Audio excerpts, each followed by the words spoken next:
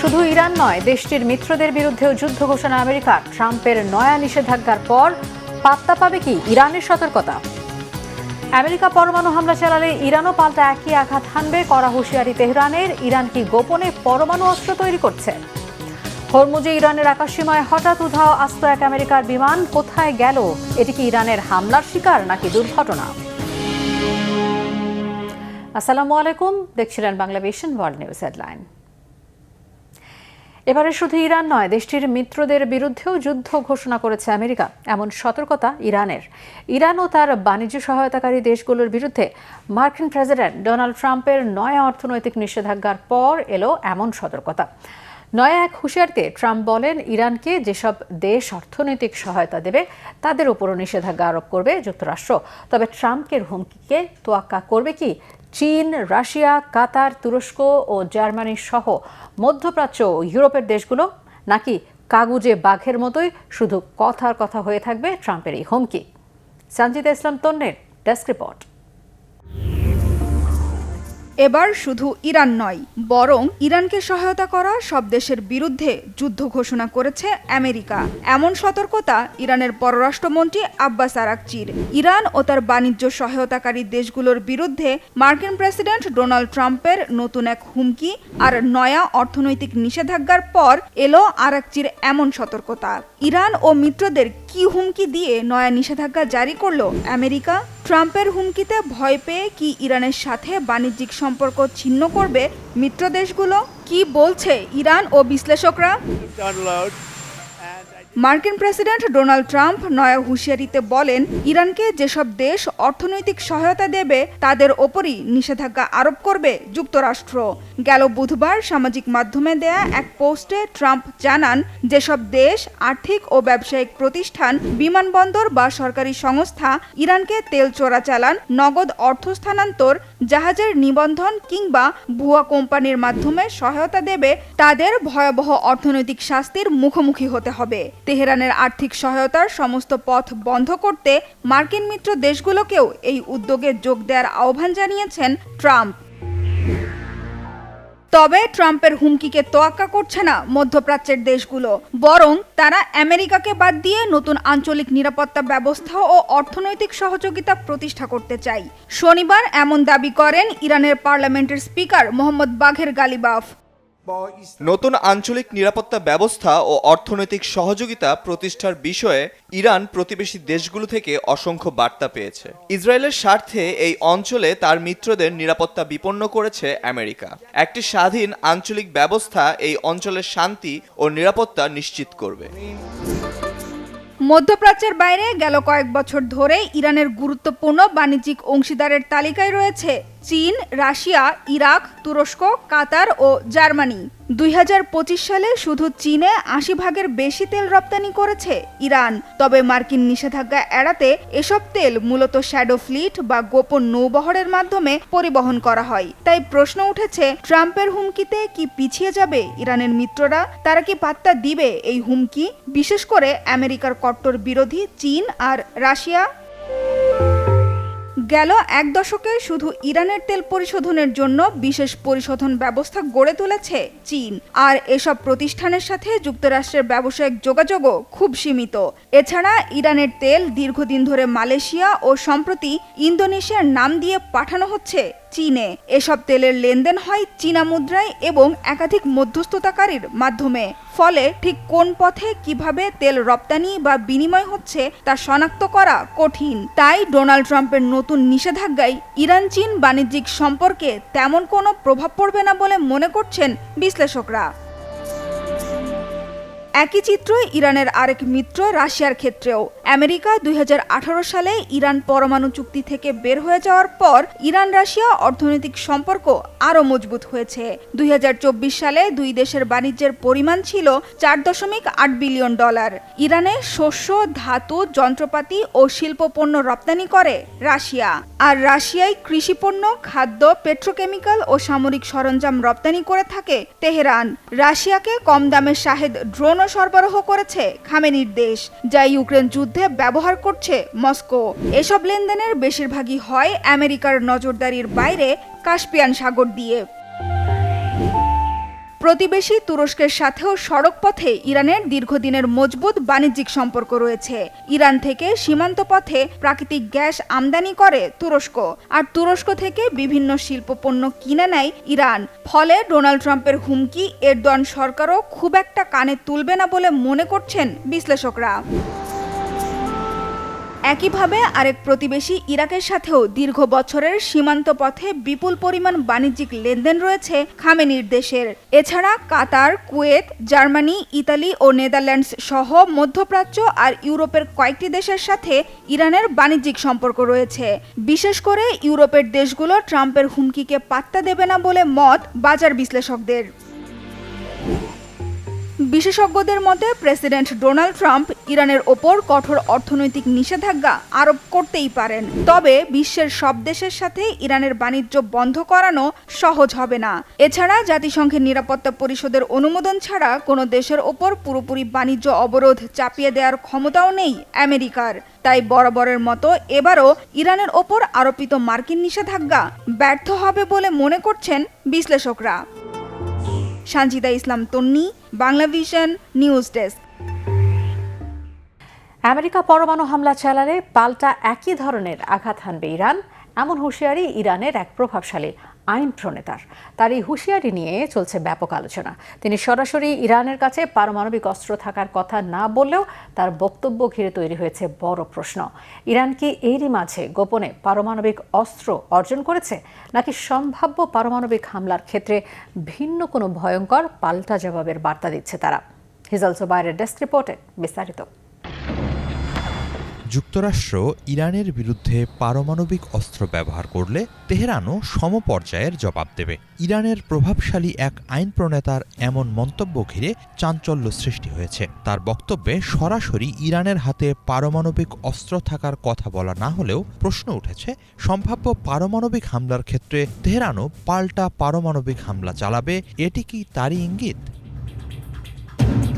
Anadolu এজেন্সির খবরে বলা হয়েছে, সম্প্রতি ইরানি পার্লামেন্টের জাতীয় নিরাপত্তা ও পররাষ্ট্রনীতি কমিশনের সদস্য ফাদা হোসেইন মালেকি ইরানি সংবাদ মাধ্যমে দেওয়া এক সাক্ষাৎকারে বিস্ফোরক ওই হুঁশিয়ারি জানান। ইরানের ওপর যুক্তরাষ্ট্রের সম্ভাব্য পারমাণবিক হামলা ঘিরে প্রকাশিত একটি প্রতিবেদনের প্রতিক্রিয়া জানাতে গিয়ে তিনি একথা বলেন। সাক্ষাৎকারে পারমাণবিক হামলার আশঙ্কাকে কতটা গুরুত্বের সঙ্গে দেখছেন এমন প্রশ্নের জবাবে মালেকি বলেন, মার্কিন প্রেসিডেন্ট ডোনাল্ড ট্রাম্পের পক্ষ থেকে পারমাণবিক হামলার মতো কোনো অপরিণামদর্শী পদক্ষেপের সম্ভাবনা তিনি পুরোপুরি উড়িয়ে দিচ্ছেন না। তবে তার বিশ্বাস, ট্রাম্প শেষ পর্যন্ত এমন সিদ্ধান্ত নেওয়ার সাহস করবেন না, কারণ এ ধরনের হামলা পুরো বিশ্বকে একটি ভয়াবহ ও বিপজ্জনক যুদ্ধের দিকে ঠেলে দিতে পারে। মালেকি বলেন, যুক্তরাষ্ট্র যদি এমন কোনো পদক্ষেপ নেয় তাহলে ইসলামী প্রজাতন্ত্র ইরানও পাল্টা জবাব দেবে। ইরানের বিরুদ্ধে যে ধরনের অস্ত্র ব্যবহার করা হবে, তেহরানের প্রতিক্রিয়াও হবে তার সঙ্গে সামঞ্জস্যপূর্ণ বা সমপর্যায়ের। এরপরই তাকে সরাসরি প্রশ্ন করা হয়, যুক্তরাষ্ট্র যদি ইরানের বিরুদ্ধে পারমাণবিক অস্ত্র ব্যবহার করে তাহলে ইরানও কি একই ধরনের অস্ত্র ব্যবহার করবে? জবাবে তিনি আবারও বলেন, যুক্তরাষ্ট্র যে অস্ত্রই ব্যবহার করুক, ইরান তার সমপর্যায়ের বা তার চেয়েও বেশি মাত্রার জবাব দেবে। মালেকি সরাসরি বলেননি যে ইরানের কাছে পারমাণবিক অস্ত্র আছে। তিনি এমন কোনো তথ্যও দেননি যা থেকে নিশ্চিতভাবে বলা যায় তেহরান পারমাণবিক অস্ত্র তৈরি করেছে বা তা অর্জন করেছে। ফলে তার বক্তব্যকে ইরানের পারমাণবিক অস্ত্রধারী হওয়ার প্রমাণ হিসেবে দেখার সুযোগ নেই। কিন্তু একই সাথে তার এমন কথা ইরানের পারমাণবিক অস্ত্র থাকা না থাকা নিয়ে ধোঁয়াশা তৈরি করেছে। প্রশ্ন উঠছে, সম্ভাব্য পারমাণবিক হামলার ক্ষেত্রে ইরান আসলে কী ধরনের পাল্টা ব্যবস্থা নেওয়ার কথা ভাবছে?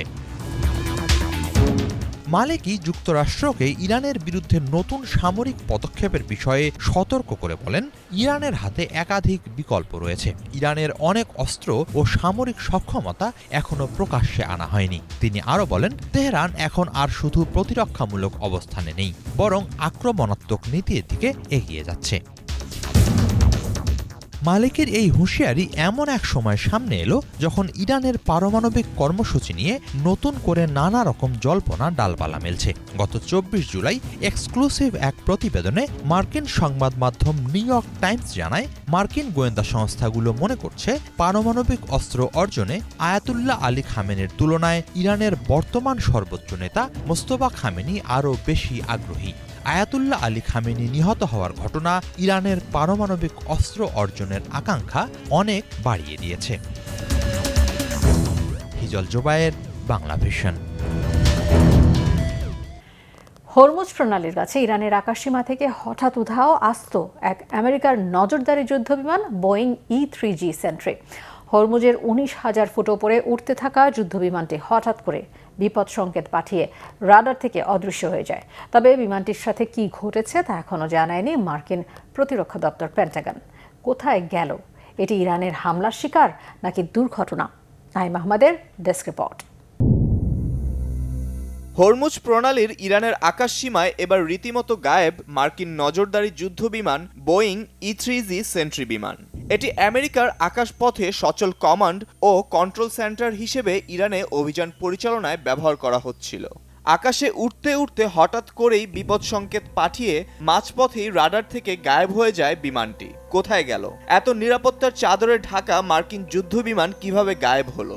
এটা কি ইরান ভূপাতিত করেছে, নাকি কোনো দুর্ঘটনার শিকার হয়েছে, নাকি এটি ইরানের 43তম শিকারে পরিণত হয়েছে? ইরান যুদ্ধে এখন পর্যন্ত 42টি যুদ্ধবিমান হারিয়েছে আমেরিকা।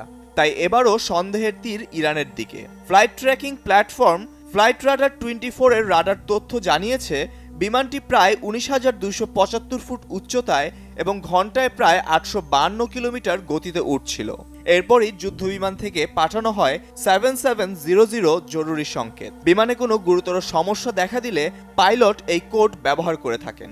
জরুরি সংকেত দেওয়ার কিছুক্ষণ পরেই ফ্লাইট ট্র্যাকিং সিস্টেমে বিমানটির অবস্থান আর দেখা যায়নি। রীতিমতো রাডার থেকে উধাও হয়ে যায় আস্ত একটি মার্কিন বিমান। বিচ্ছিন্ন হয়ে যায় বিমানের সাথে সব যোগাযোগ ব্যবস্থা। আর এই ঘটনায় সামাজিক যোগাযোগ মাধ্যমে জন্ম দেয় নানা জল্পনার। কেউ কেউ দাবি করতে থাকেন হরমুজের কাছে মার্কিন E-3G-কে লক্ষ্য করে হামলা চালিয়েছে ইরান। তবে এখন পর্যন্ত এই দাবির পক্ষে কোনো নিশ্চিত প্রমাণ নেই। মার্কিন সেন্ট্রাল কমান্ড সেন্টকমও ইরানের হাতে যুদ্ধবিমান ভূপাতিত হওয়ার বিষয়টি নিশ্চিত করেনি। কোনো মন্তব্য করেনি ইরানও। এই যুদ্ধবিমানটি আমেরিকানদের দামি উন্নত প্রযুক্তির বিমানের মধ্যে একটি। সত্যিই যদি এমন একটি বিমানকে গুলি করে ভূপাতিত করা হয়ে থাকে, তাহলে তা যুক্তরাষ্ট্রের জন্য বড় সামরিক ব্যর্থতা হয়ে দাঁড়াবে। তবে ব্যর্থতা স্বীকার করতে নারাজ আমেরিকা। ইরানের কাছে কোটি কোটি মার্কিন ডলারের অস্ত্র হারিয়ে দম্ভ কমেনি প্রেসিডেন্ট ডোনাল্ড ট্রাম্পের। এখনও আউড়ে যাচ্ছেন একই বলি। এবার সাউথ ক্যারোলিনায় নির্বাচনী র্যালিতে গিয়ে দাবি করেন ইরান যুক্তরাষ্ট্রের সাথে চুক্তি করতে চাইলেও এখনো প্রস্তুত নয়। একই সাথে হরমুজ প্রণালী এবং এর আশেপাশের অঞ্চলের উপর যুক্তরাষ্ট্রের পূর্ণ নিয়ন্ত্রণ রয়েছে বলেও দাবি করেন তিনি। এদিকে সিরিয়ায় হামলা ও ফিলিস্তিনে হামলা ও দখলদারিত্বের অভিযোগ তুলেছে তুরস্ক। গাজামুখী গ্লোবাল সুমুদ ফ্লোটিলা আটকের ঘটনায় ইসরায়েলি প্রধানমন্ত্রী বেনিয়ামিন নেতানিয়াহুর বিরুদ্ধে তুরস্কের একটি ফৌজদারি মামলায় গ্রেফতারি পরোয়ানা জারি করা হয়েছে। এবার তার বিরুদ্ধে ইন্টারপোল রেড নোটিশ চাওয়ার উদ্যোগ নিয়েছে Ankara. Naim Ahmed, Bangla vision news desk. Bangladesh সহ 75টি দেশের নাগরিকদের জন্য অভিবাসী ভিসা দেয়া স্থগিত করে ট্রাম্প প্রশাসনের নেয়া নীতিকে বাতিল করেছে যুক্তরাষ্ট্রের একটি আদালত। রায়ে বলা হয়েছে, এই সিদ্ধান্ত নেওয়ার ক্ষেত্রে নিজের আইনি ক্ষমতার অতিরিক্ত ব্যবহার করেছিলেন মার্কিন পররাষ্ট্রমন্ত্রী মার্কো রুবিও। শুক্রবার এক রায়ে ম্যানহাটনের ডিস্ট্রিক্ট জাজ জ্যানেট ভার্গাস জানান, স্টেট ডিপার্টমেন্টের জানুয়ারি মাসে ঘোষিত এই নীতি ছিল স্পষ্টতই বেআইনি। নীতিটি কেন্দ্রীয় অভিবাসন আইনেরও পরিপন্থী বলে উল্লেখ করেন তিনি। এর আগে চলতি বছরের জানুয়ারিতে কার্যকর হওয়া যুক্তরাষ্ট্রের পররাষ্ট্র দফতরের এই সিদ্ধান্তের কারণে দক্ষিণ এশিয়ার পাকিস্তান ও বাংলাদেশ সহ 75টি দেশের ভিসা আবেদনকারীরা ক্ষতিগ্রস্ত হন। তবে আদালতের রায়ের বিষয়ে মার্কিন পররাষ্ট্র মন্ত্রণালয় তাৎক্ষণিকভাবে কোনো মন্তব্য করেনি। এদিকে যুক্তরাষ্ট্রে অধ্যয়নরত শিক্ষার্থীদের পড়াশোনা ছেড়ে দেওয়া সহ বিভিন্ন কারণে ভিসা বাতিল হতে পারে বলে জানিয়েছে ঢাকার মার্কিন দূতাবাস। এক পোস্টে মার্কিন দূতাবাস জানায়, শিক্ষার্থীরা পড়াশোনা ছেড়ে দেয়া, ক্লাসে অনুপস্থিত থাকা অথবা শিক্ষা প্রতিষ্ঠানকে না জানিয়ে অধ্যয়ন কর্মসূচি থেকে সরে দাঁড়ানোর মতো সিদ্ধান্ত নিলে তাদের ভিসা বাতিল হতে পারে এবং ভবিষ্যতে যুক্তরাষ্ট্রের ভিসা পাওয়ার যোগ্যতাও হারাতে পারে। ইউক্রেনের প্রেসিডেন্ট ভলোদিমির জেলেনস্কির নিজ শহর ক্রিভি রিহ এর একটি ব্যস্ত শপিং সেন্টারে রুশ ড্রোন হামলায় অন্তত 15 জন নিহত হয়েছে। আহত হয়েছে 23 শিশুসহ কমপক্ষে 133 জন। আহতদের মধ্যে 30 জনের অবস্থা আশঙ্কাজনক। শুক্রবার রুশ ড্রোন হামলার পর শপিং সেন্টারটিতে ভয়াবহ আগুন ছড়িয়ে পড়ে। ভেতরে আটকে পড়াদের দ্রুত উদ্ধারে ছুটে আসে উদ্ধারকর্মীরা। পরে আহতদের উদ্ধার করে স্থানীয় বিভিন্ন হাসপাতালে পাঠানো হয়। নিজ শহরে হামলার ঘটনায় তীব্র নিন্দা জানিয়েছেন ইউক্রেনের প্রেসিডেন্ট ভলোদিমির জেলেনস্কি। তিনি এই হামলাকে নির্লজ্জ ও ঘৃণ্য বলে অভিহিত করেছেন। রাশিয়াকে জবাবদিহির আওতায় আনতে আন্তর্জাতিক সম্প্রদায়ের প্রতি আহ্বানও জানিয়েছেন ইউক্রেন প্রেসিডেন্ট, যদিও রাশিয়া হামলার বিষয়ে পর্যন্ত আনুষ্ঠানিক কোনো বিবৃতি দেয়নি। সাম্প্রতিক মাসগুলোতে ইউক্রেনের শহরগুলোতে হামলার সংখ্যা বাড়িয়েছে রাশিয়া। জাতিসংঘের ইউক্রেন মানবাধিকার পর্যবেক্ষণ মিশন জানিয়েছে, গেল জুলাইয়ে রুশ হামলায় অন্তত 437 বেসামরিক নাগরিক নিহত হয়েছে। 2022 সালের মের পর এক মাসে বেসামরিক নাগরিক নিহতের সর্বোচ্চ সংখ্যা এটি। এদিকে রাশিয়ায় 8500 সেনা সহ নতুন একটি ড্রোন ইউনিট মোতায়েন করেছে উত্তর কোরিয়া। আর এই সেনারা ইউক্রেন যুদ্ধে সরাসরি অংশ নিচ্ছে বলে দাবি ইউক্রেনের একজন জ্যেষ্ঠ গোয়েন্দা কর্মকর্তার। সামনে রাশিয়া আরও 50,000 সেনা পাঠাবে উত্তর কোরিয়া, এমন চাঞ্চল্যকর তথ্য দিচ্ছে ইউক্রেন। সম্প্রতি ইউক্রেনের আকাশ প্রতিরক্ষা ব্যবস্থা দুর্বল হওয়ার পর হামলার সংখ্যাও বাড়িয়েছে রুশ বাহিনী। এতেই প্রশ্ন উঠেছে, রাশিয়াকে যুদ্ধের মাধ্যমে চাপ তৈরি করে ইউক্রেনকে শর্ত মেনে নিতে বাধ্য করতে চাচ্ছে, নাকি ইউক্রেনের উপর চাপ বাড়িয়ে পশ্চিমাদের ভয় দেখাচ্ছে? শহীদ আরাফাতের ডেস্ক রিপোর্ট। আবারও রাশিয়ায় 8500 সেনাসহ নতুন একটি ড্রোন ইউনিট পাঠিয়েছে কিম জং উন প্রশাসন, যার মধ্যে আছে 400-র বেশি ড্রোন পরিচালনাকারী। 2022 সালের ফেব্রুয়ারিতে রাশিয়া ইউক্রেন যুদ্ধ শুরুর পর সেনা পাঠানো সহ নানাভাবে রাশিয়াকে সামরিক সহযোগিতা দিয়ে আসছে উত্তর কোরিয়া। সম্প্রতি ইউক্রেনে হামলার পরিধিও বাড়িয়েছে রুশ বাহিনী। ইউক্রেনের আকাশ প্রতিরক্ষা সক্ষমতা দুর্বল হওয়ার পর পুতিন বাহিনী যেন আরও আগ্রাসী হয়ে উঠছে। পশ্চিমা সামরিক জোট ন্যাটোর সদস্য হতে পারবে না ইউক্রেন। যুদ্ধের শুরু থেকেই এ শর্ত দিয়ে আসছে রাশিয়া, কেননা সদস্য হলে ইউক্রেনের মাটিতে ঘাঁটি নির্মাণ করবে ন্যাটো। প্রতিবেশী হিসেবে পুতিনের উদ্বেগের কারণ এটি। যুদ্ধের বর্তমান পরিস্থিতি নিয়ে বিশ্লেষকদের মধ্যে প্রশ্ন, রাশিয়াকে উত্তর কোরিয়ার সহযোগিতা নিয়ে পুরো ইউক্রেন দখল করতে চায়, নাকি চাপ তৈরি করে ইউক্রেনকে ন্যাটো সহ অন্যান্য শর্ত মেনে নিতে বাধ্য করার কৌশল এটি। বিশ্লেষকদের মতে মস্কো চায় ইউক্রেনের সেনাবাহিনী, অস্ত্র ভাণ্ডার, অবকাঠামো ও অর্থনীতির ওপর দীর্ঘমেয়াদী চাপ বহাল রাখতে। বিশেষ করে রাশিয়া এখন ড্রোন ও মিসাইল দিয়ে ইউক্রেনের আকাশ প্রতিরক্ষা ব্যবস্থাকে ক্লান্ত করার চেষ্টা করছে। এছাড়া দখলকৃত ভূখণ্ড ধরে রাখা এবং আরও ভূখণ্ড দখলে নেওয়া, এমনকি ন্যাটো থেকে ইউক্রেনকে দূরে রাখাও রাশিয়ার পরিকল্পনার অংশ। কিন্তু এক্ষেত্রে উত্তর কোরিয়ার সাহায্য কেন এত গুরুত্বপূর্ণ? কারণ এটি রাশিয়াকে একটি কৌশলগত সুবিধা দেয়। কেননা রাশিয়া যত বেশি যুদ্ধ চালাতে পারবে, ইউক্রেন ও পশ্চিমাদের ওপর তত বেশি চাপ তৈরি করতে পারবে। রাশিয়া ও উত্তর কোরিয়ার সহযোগিতামূলক সম্পর্ককে সামনে এনে রুশ পররাষ্ট্রমন্ত্রী সম্প্রতি বলেছেন, এটি নতুন বিশ্ব ব্যবস্থা গঠনের সংগ্রামের অংশ। অর্থাৎ মস্কোর দৃষ্টিতে এটি শুধু রাশিয়া বনাম ইউক্রেন নয়, বরং অনেকাংশে রাশিয়া বনাম পশ্চিমা নেতৃত্বাধীন আন্তর্জাতিক ব্যবস্থা। বিশ্লেষকরাও বলছেন, উত্তর কোরিয়ার কাছ থেকে সহযোগিতার মাধ্যমে রাশিয়া এমন একটি অবস্থান তৈরি করতে চাচ্ছে যাতে ভবিষ্যতে ন্যাটো বা পশ্চিমা শক্তি যে কোনো পদক্ষেপ নিতে দ্বিতীয়বার চিন্তা করে। এরই মধ্যে রাশিয়ার ব্যাপারে যুক্তরাষ্ট্র গঠনমূলক মানসিকতা তৈরি করেছে। রাশিয়া চায় যুক্তরাষ্ট্র তার ইউরোপীয় মিত্রদের উপরও যথেষ্ট চাপ প্রয়োগ করবে, যাতে ইউক্রেন ইস্যুতে তারা রাশিয়ার সাথে নমনীয় হয়। বিশ্লেষকরা মনে করেন, রুশ প্রেসিডেন্ট ভ্লাদিমির পুতিনের মূল লক্ষ্য শান্তি আলোচনার দরজা পুরোপুরি বন্ধ না করা। কিন্তু এমন কোনো শান্তি প্রস্তাব গ্রহণ করবেন না পুতিন যা তার লক্ষ্য অর্জনে বাধা তৈরি করে। শহীদ আরাফাত, বাংলাভিশন নিউজ ডেস্ক। এই ছিল আজকের মতো, সাথে থাকায় ধন্যবাদ।